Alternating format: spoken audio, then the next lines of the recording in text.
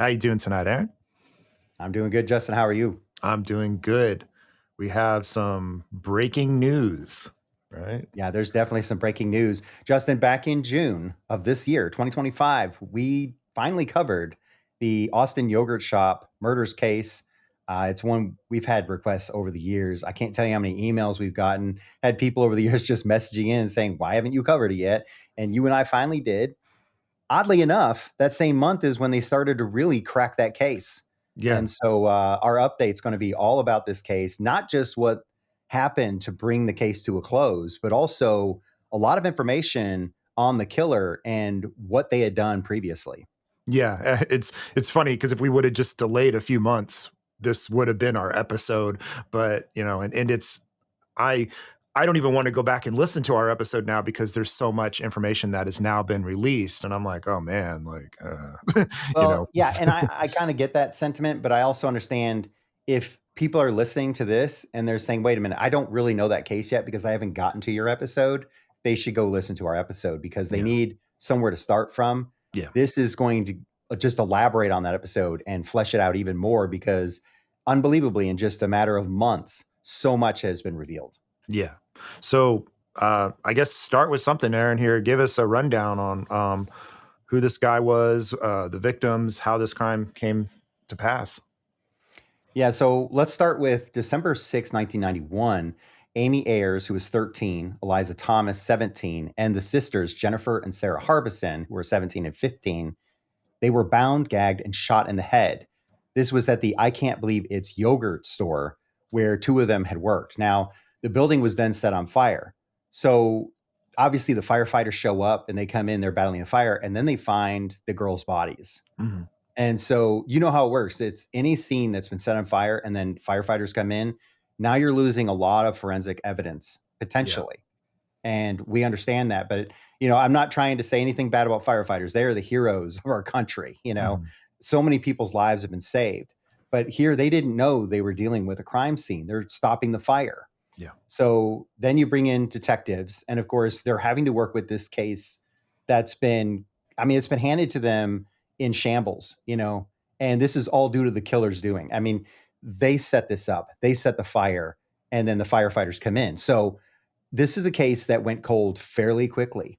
Mhm. But we do know that years later, in 1999, police ended up arresting four guys. They were teenagers at the time. Two of them, Robert Springsteen and Michael Scott, ended up confessing and then doing this, pointing fingers at each other. But then they later said, no, we were coerced by police. Yeah. And all charges would end up being ultimately dropped. But after two of them were convicted, found guilty and convicted. So, through their appeals, their charges were vacated, and that's telling for this story because you had four people that they went after, and the emotions were high, but there was zero evidence tying them to this crime, zero physical evidence, just their confessions and them pointing fingers. Yeah. So it was in 2009 that the charges were dropped. And the forensic evidence was indicating to detectives that they needed to be looking for an unknown male. They were trying to figure out whose DNA it was that had been left at the crime scene. And this DNA did not match any of those four suspects. Yeah, and it was, they'd done swabs at this crime scene. They had collected a lot of evidence, even though DNA wasn't really a thing back in 1991. It wasn't how it is today, and you had a fire and water that probably destroyed a lot of the DNA, but they took it from multiple places and they were able to get a profile. And it was YSTR DNA, which that is a Y chromosome that's only present in males. So they had something, just this one tiny sliver of evidence that they could take forward. Yeah.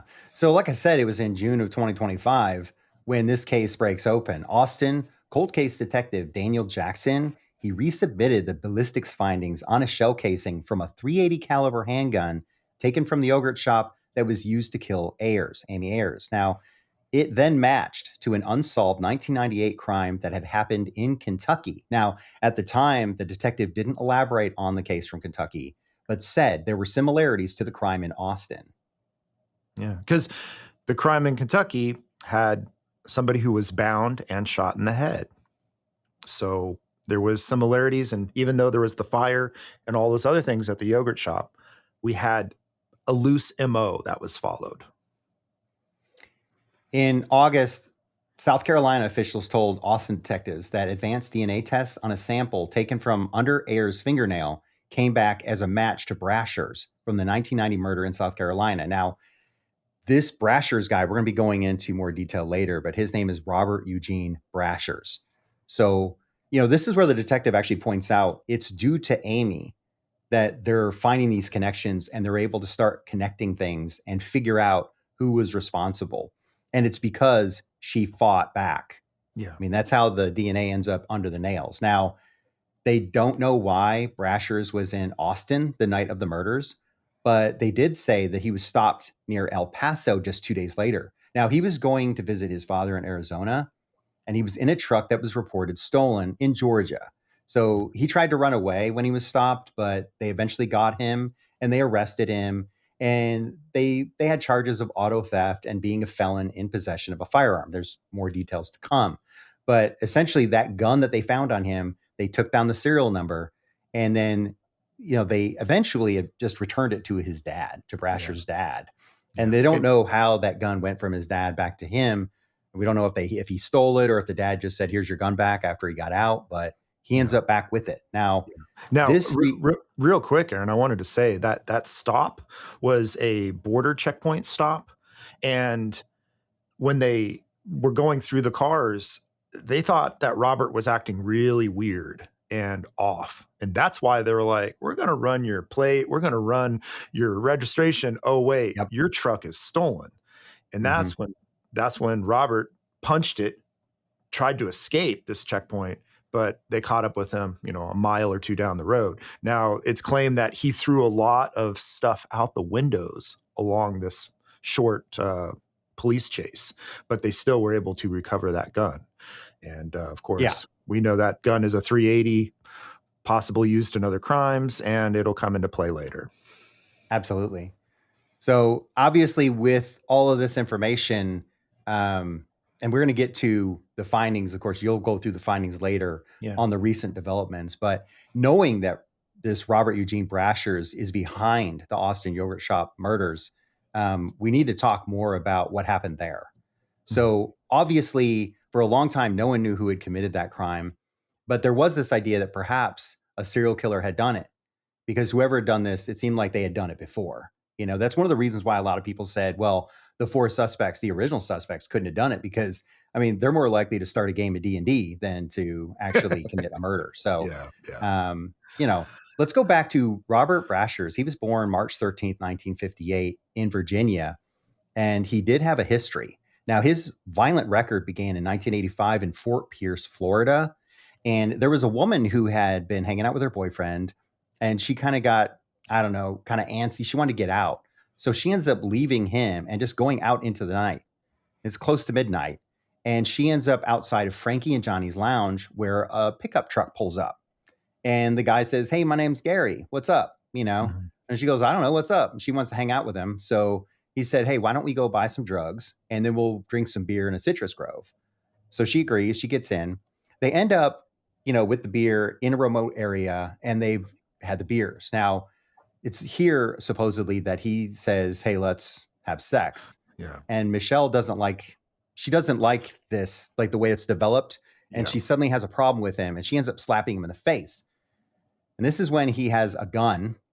There's kind of a wrestling over the gun thing, and he gets it, and he tells her that he's the devil and he's come to kill her. So she tries to get out of the truck, and he gets out and he starts shooting at her.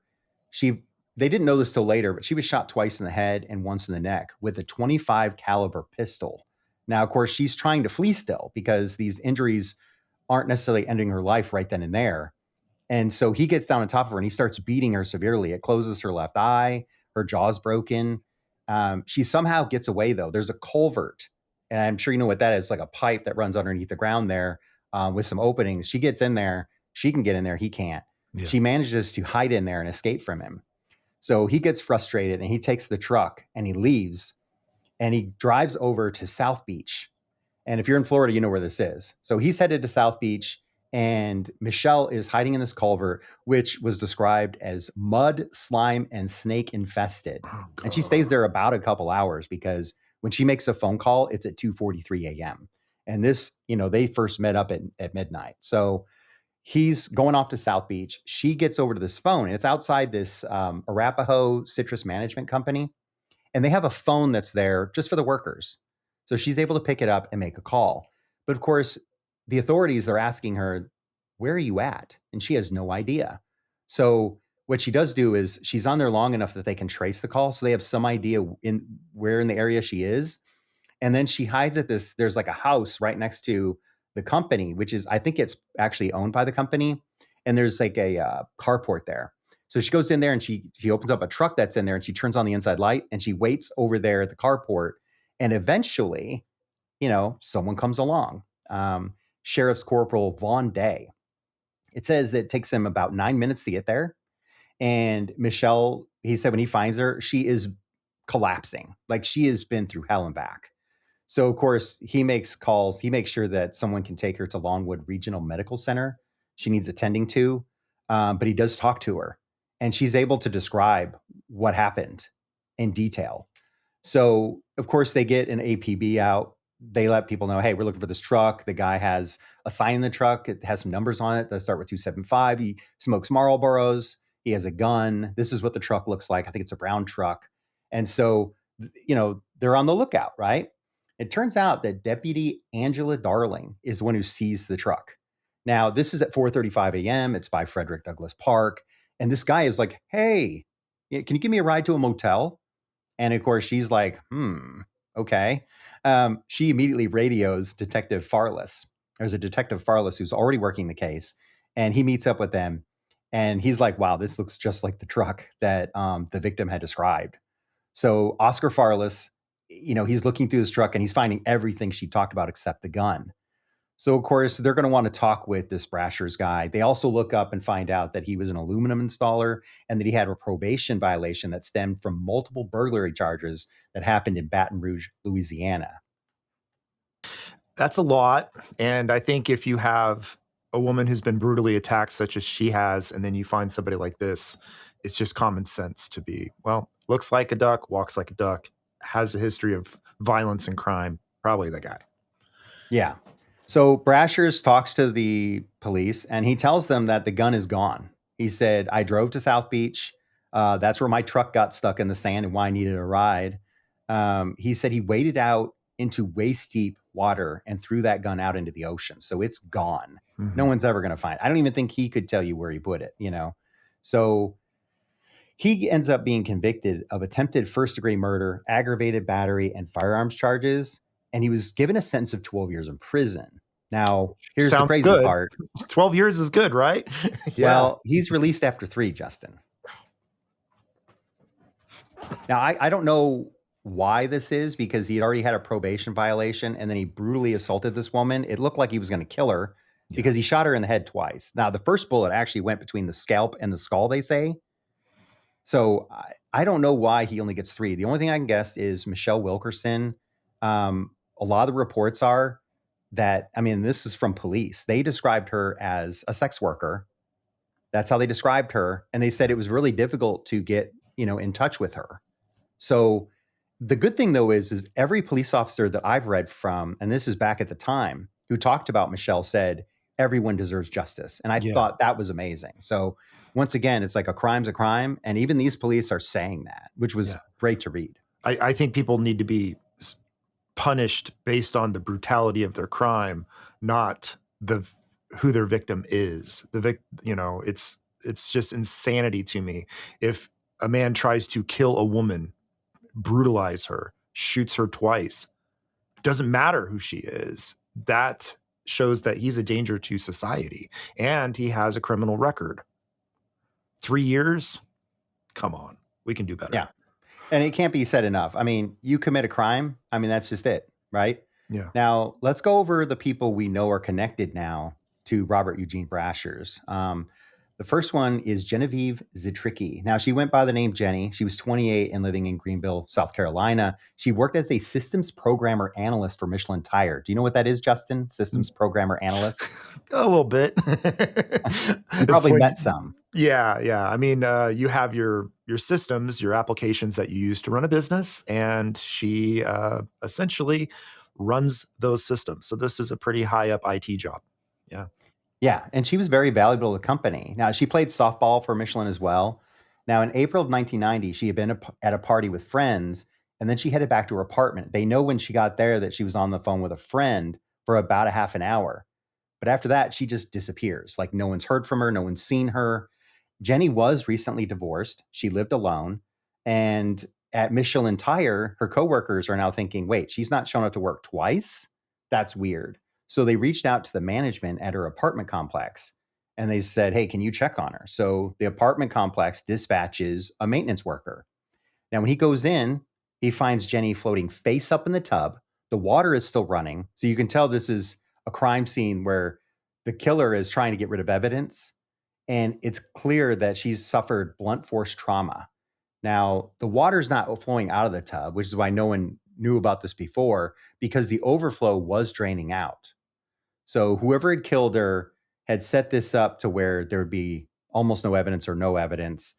They know for a fact that the killer got in by the back sliding doors. Now, Justin, I don't know how familiar you are with these sliding doors, but the apartment complex had been under a lot of scrutiny by its residents because they were saying, hey, a lot of our sliding doors have been put in reverse. And they say that makes it easier for someone to sneak in. Sliding doors are there's a lot of ways to get past those, even if they are properly installed and everything. I've locked myself out and was able to get in through a sliding glass door because they're not very secure at all. So yeah, Well, that'll come up soon. We'll talk about that. yeah. Her bed was soaked with blood, and her stockings were used to drag her by the neck to the tub. Mhm. Now, they do see that drawers were rifled through, her purse was dumped into the kitchen sink, and it was found that she was likely killed April 5th. Now, there was not a murder weapon identified at the scene, so whatever was used to beat her, they didn't find it. Now, June of 1990, the Hegedusik family, her mother, Rosemary, who lived in Ohio, and her brother, Philip, who lived in California, offered a $15,000 reward in the case to help bring justice for Jenny. And the only stipulation was that the information leading to the arrest of the killer or killers had to be submitted by the end of the year. Now, we talked about the sliding glass doors. Obviously, the Hegedusik family, they were really upset about this. They felt like that was a security um, failure. Yeah. And so this went all the way to the South Carolina Supreme Court. Now, they ruled that landlords do not have a duty to protect their tenants. And Justin, we've talked so many times about how police do not have a duty to protect anyone. Yeah. And I'm thinking, well, why would anyone assume that a landlord would have any duty to protect either? Yeah. I Nothing mean, against if the family. yeah, I mean, if your door is broken and you've reported it broken, you've reported it, to be repaired, and they have dragged their feet, I get that argument. But if the door is functioning properly, well, I understand why the court found the way it did. So, yeah, the Zitricki's estate, the Hegedusik family, they had actually sued the apartment complex, but, it ended up being tossed Yeah. because there's no duty to protect. Now, over 100 people were questioned in this case, and Henry Louis Wallace, a murderer, was also interviewed. But in the end, people they found that there's no answers in this case, at least at the Mhm. time. The police were just stumped. So they felt like they had done all they could. So, but we're going to talk about it, but this does get tied back in to Brasher's. Now, March 11th, 1997, a man knocked on the door of a home and the woman there answered, and this guy barged in. Now, he had a gun with him. Inside that home were 3 adult women and a 14-year-old girl. All these women got tied up And then this man sexually assaulted the young girl.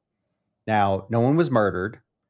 After he left, they cooperated and a composite sketch was done. And so they had that. But on March 28th of 1998, Anthony Scherer and his son arrived home from farming work nearby to discover the bodies of Sherry and Megan. This is the mother and daughter of Anthony. And they had been murdered. Now, when the news broke, this town was shocked. It's a rural town, not very big at all. Missouri Highway Patrol spokesman Brent Davis, he wouldn't give details, but he did say robbery was not a motive in the murders. Now, later, it did come out that not only were these two murdered, but Megan, the young girl, was also sexually assaulted.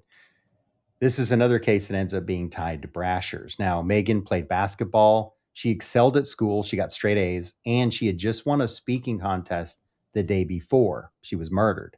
Sherry was described as a devoted mother and a friend to many in her community.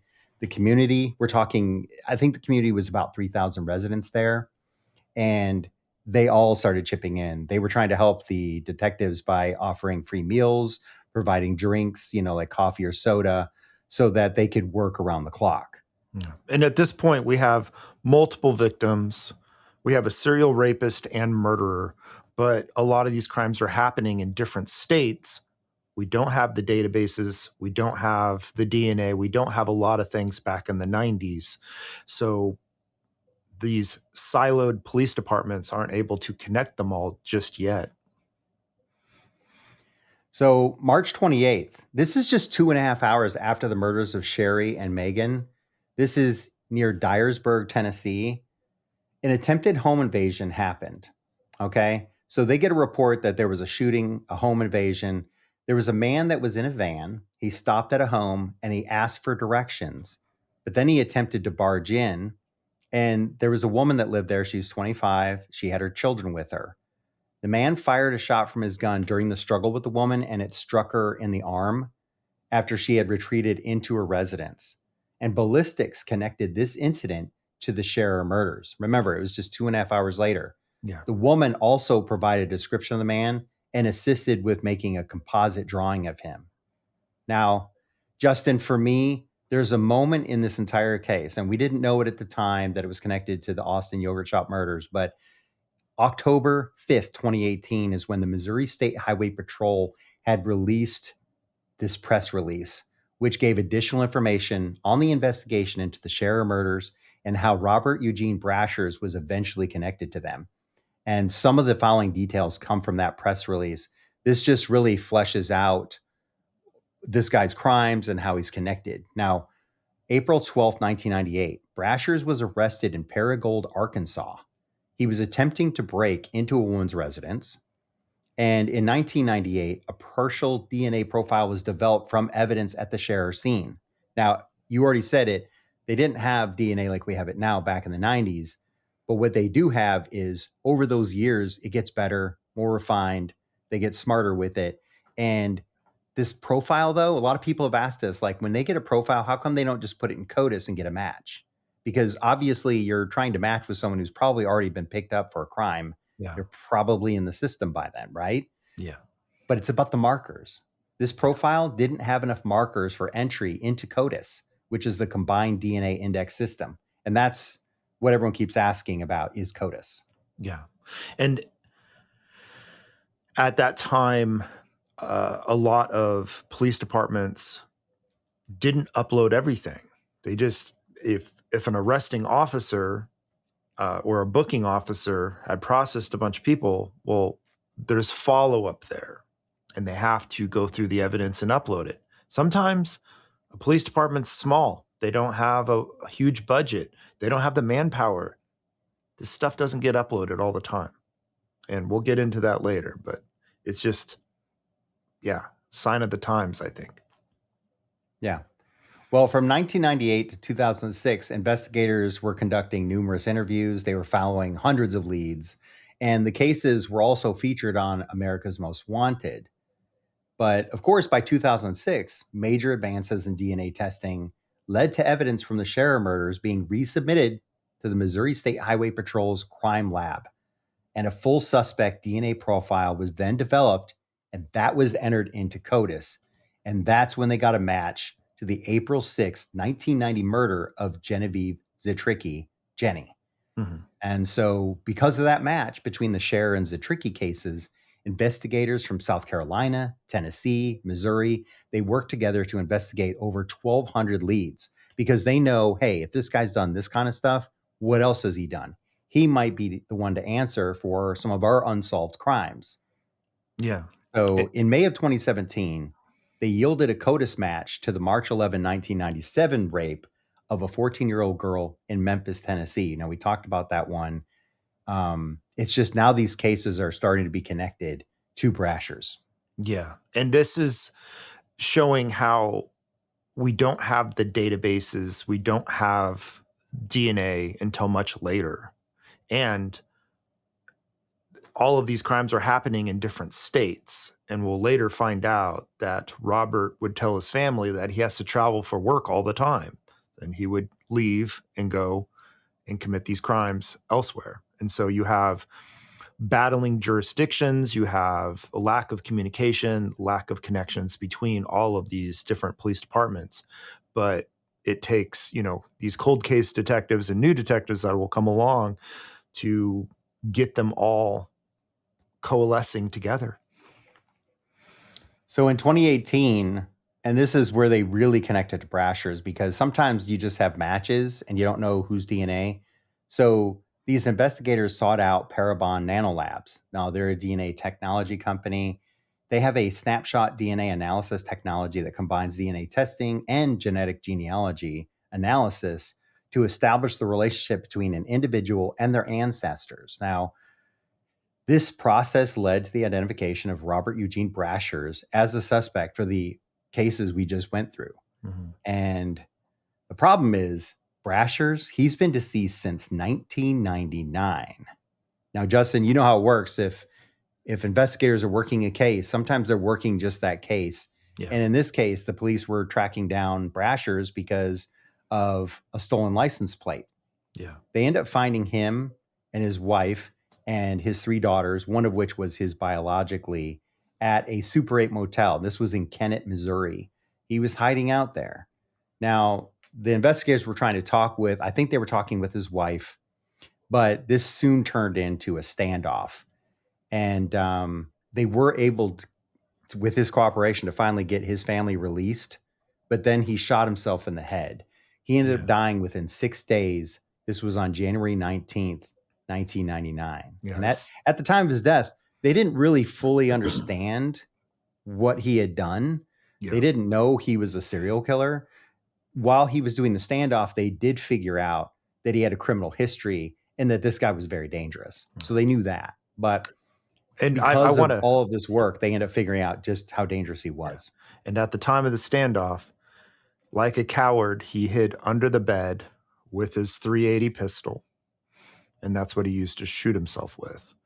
And that's relevant because there is a casing that was found at the yogurt shop murders that they're going to be able to tie back to the pistol that he used to take his own life. So in 2018, investigators exhumed Robert Brasher's remains and they matched his DNA to several unsolved cases. And they also got DNA samples from some of his surviving family members. And traditional forensic STR test results indicated that he was responsible for all these crimes. Yeah. And So, this is all, this is a combination of efforts, but the lead detective, Daniel Jackson, when he took over this case, uh, he happened to go to a conference, like a law enforcement conference that covered DNA and stuff. And he started talking to other people at this conference and saying, "Hey, I got some questions about this case I've been working on." And then started to realize that they were all working similar cases with similar MOs, cold cases. And that's when they're like, well, we need to update CODIS. But there was so many different law enforcement agencies. And when they would do a search for this, this Y DNA chromosome, they'd have to do it manually. They couldn't just run it off CODIS because there wasn't enough markers, as you pointed out. But now they have more markers, and all of these jurisdictions haven't uploaded them. So they're having to go to 6 or 7 different places and saying, run this, see if there's any match. And that takes months. It takes coordination. And at this point, this lead detective is doing his best. And he's taken that shell casing from the yogurt shop murders, and he's trying to find the ballistics on this. And now there is a online data, there's a database for that. It's called the National Integrated Ballistics Nation Network. It's like NIMBIN is what they refer to it as. And this gets updated all the time. So he had ran that bullet casing in the NIMBIN database, got no hits, and he was done. But all these other detectives and people he's talking to, they're like, no, keep running it because it's updated all the time. And that's when Detective Daniel Jackson finally gets a hit on that shell casing from other crimes.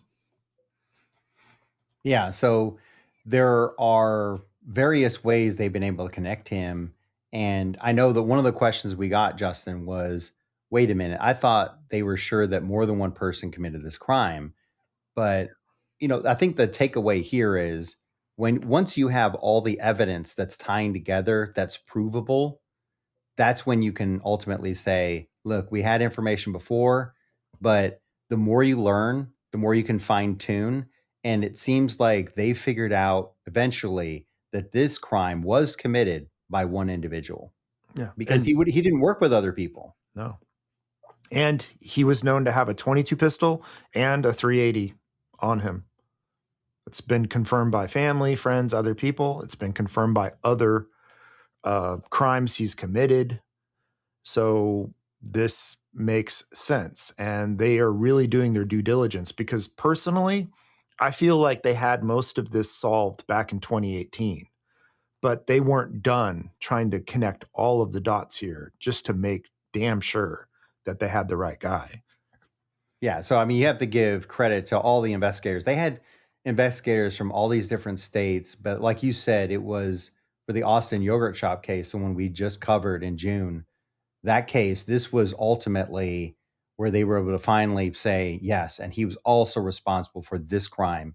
It's really tough to get around your beliefs. You have it in your head that two people did this crime. We've had a lot of people write in and say, well, how could he control 4 girls? With a for gun. for young ladies. And you know what? It does not surprise me. I Yeah. mean, I always say, put myself in their shoes.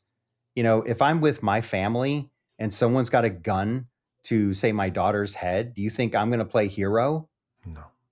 You just it's not that hard to control a bunch of people with firearms. It really isn't, especially in a tight space. So it does not surprise me. I just want the public to understand, the listeners to understand that the police, the investigators, and there have been a lot of people in the public who have pitched in too in this whole thing. And if you want all that information, check out the official press conference. There's so much there to go through that Yeah. we're not going to cover here, but definitely this was a long time in the works. And because they waited this long to come out with the information, they've got everything buttoned down. They've got their T's crossed and their I's dotted. This is the closing of this case, it feels like. And so kudos to law enforcement, to the people in the public who've helped. This was a long time in the works and it finally paid off. Yeah. And I did watch that press release, the police's powwow to the media, and it's over an hour. You can skip ahead to about 8.5 minutes, and that's when the lead detective, Daniel Jackson, starts to speak. And at that point, he goes through systematically every step they went. And he talks about how, they only had 16 markers on this original DNA profile, but those 16 markers excluded the other 4 suspects. So, by 2009 or whenever it was, that's when all charges are dropped against them. And somehow, because the lack of markers, they're not able to get hits in CODIS, or they're not able to upload it to CODIS because you need more markers. But in 2022, that's when he went to a conference and started talking to all of these other people, all those other members of law enforcement and DNA experts, and they had a powwow. And that's when they told him, you need to keep uploading that ballistics evidence you have, because that might be the key to your case. And that's when he did. He finally would get a hit in Ninbin. But that gun was used in the Kentucky crime, and that same gun was used in the 1998 one. And so it's like you're getting all of these connections here, and that's not good enough for them. Still, they're like, we got to keep going. So you have South Carolina, Texas, Kentucky, Florida. You have all of these different places. And again, they're trying to connect them all, but they don't have the resources. They don't have the databases. So, and once Brasher dies, well, as you can imagine, Aaron, oh, this suspect's dead now. That's not a priority to catch that person anymore, because it's not a priority because he's not committing any more crimes. So it turns into a cold case, turns into the back burner. So there's things here that are happening that are delaying this. But as we know, we have genealogy, we have all of these other forms of DNA profiling. So this keeps going, and they find out that Robert, he used multiple identities. He had multiple fake IDs. He would typically steal vehicles for his crimes. So it's not like you could just be like, oh, well, he drives a whatever. But they were able to identify that he had a 22 and a 380. And then apparently his dad gave him that 380 back. So that's, what he ended up using ultimately to take his own life. That's the connection there. And that bullet casing from the yogurt shop murders. And then they exhume his body because they're getting all of these additional DNA profiles. I mean, they're not like, well, exhume him. Let's make sure. Let's retest. Because this Y chromosome that he has is apparently pretty rare. I don't remember if it was like 0.12% of the population or something. It was a very low. And so they take the fingernail clippings from Amy, and they take his DNA profile, and it's 2.5 million to 1 that it's not Robert. I think that's pretty sure at that point. So, And it fits his profile. yeah. In all these cases, when he assaults the young girl that's on the scene. Yeah. And so I just feel like when you take all the evidence, they definitely waited and they double checked, they triple checked, they made sure, like you said, when they make the announcement, this is real. So I know there are a lot of doubts with people. They're like, well, how did you solve it now? It's really tough because you can't really give credit to every single person that deserves credit. But that's why we would urge you, after you listen to this, if you haven't already, watch that press conference. Yeah. It's really important to hear from everyone, hear from the families. I know that you can never bring closure really to a case, but what you can do is bring answers, and you can give people enough justice. They felt like, you know what? Thank you. You did your job. That's what we wanted. You can never make yourself whole because there's never any kind of punishment we can give to the killer. There's never any kind of other justice we can bring that'll make you feel better. What it is it's the answers, and that people did not give up. And this case is another reminder of that. It seems like over time, Justin, you and I kept bringing up Golden State Killer like everyone else does. Now we have another one. Yeah. Golden State Killer, Austrian yogurt shop murderer. Yeah. We have these cases that we can say, look, by all rights, they could have let this go. This would have been just another cold case, but they didn't give up. One of the reasons for that is because the public, the families, everyone keeps chipping in and saying, hey, need to get this solved. And the detectives, they have to manage lots of cases. Yeah. With all the pressure and with their determination and their focus, this got done. Yeah. And This is something I harp on all the time, and I don't want to sound like a broken record, but it's to solve crime, to stop crime, there has to be follow up. There has to be more than just more boots on the ground. It takes resources and it takes consistent and regular uh, updating of evidence, holding on to evidence. Because just imagine, like one of those burglaries you talked about, where he was arrested.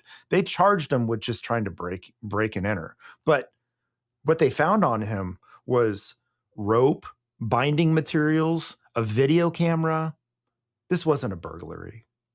This is a serial killer.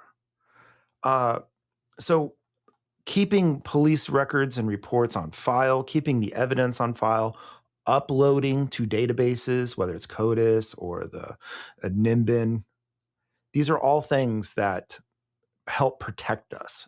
And we can have, we can put more patrolling officers on the street.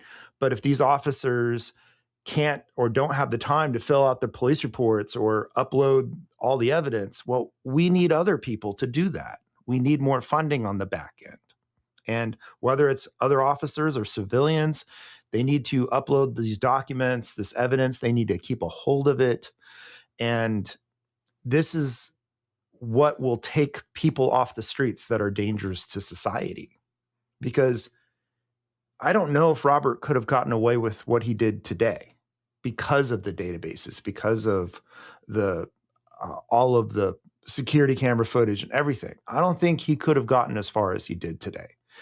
And it's shocking to me that he wasn't caught until, I would say, around 2018 when the Missouri police report came out. They started really putting it all together. And then this lead detective in 2022 really connected the dots. But I He mean, was long dead by then. yeah, yeah. But they still don't consider this case closed, Aaron. So you're going to have a lot of people be like, well, it's not closed yet. So did they really catch him? It's because they're trying to connect him to other crimes and other assaults and other attacks, possibly. That's why it's not closed. It's not because they're not sure that he did this. They are absolutely sure. It's other crimes, other murders that is why they're keeping it open. And I'm glad because, hey, the guy's dead, but other families need justice too. Yeah, and you were talking about boots on the ground. I would say the number one thing I've heard and seen is that it's the money. Yeah. Literally, to get the lab test done, to get those DNA profiles, that costs money. And a lot of departments just don't have it. So, depending on where he committed his crimes, because I'm thinking there are more, those detectives in those cases may not have had the resources to see through like other departments did. So, Yeah. unfortunately, we may not know. And I think it's still possible today for people to get away with crimes, depending on where they commit them. Now, if you Mhm. go into Chicago, if you go into LA, if you go into places with more resources, I think it's more difficult. Mhm. But I still think there are holes in our system, and those remain. So I know at the press conference, one person actually said, open up those cold case files, look in them. That's Yeah. important. But also, we're going to need the resources to see that stuff through so that we can actually Mhm. make use of it. Because I fully believe there are a lot of competent detectives who work these cases, but Yeah. not all of them have the resources or the tools necessary to see that case to the end. And I think as time goes on, we're going to see that more and more where detectives, these officers, they're going to figure out like, wow, maybe if I can get this funding or if I can reach out to this nonprofit, we can Yeah. close this case. We're that close. And Mhm. maybe it'll happen more. And they need to digitize all of those old police records. They need to digitize everything so you can just jump on and do a quick search, see if you get a hit. Because you might not know that file exists in Bloomington, Illinois, or Springfield, Missouri, in the basement of some police department. And until it's accessible, you don't know. Yeah. So, yeah, if you've listened to our episode, if you've been following the case, please leave us a comment. Let us know, how did you feel when you found out that they had a name for who murdered these young people at the Austin yogurt shop and, of course, connected them to all the other cases?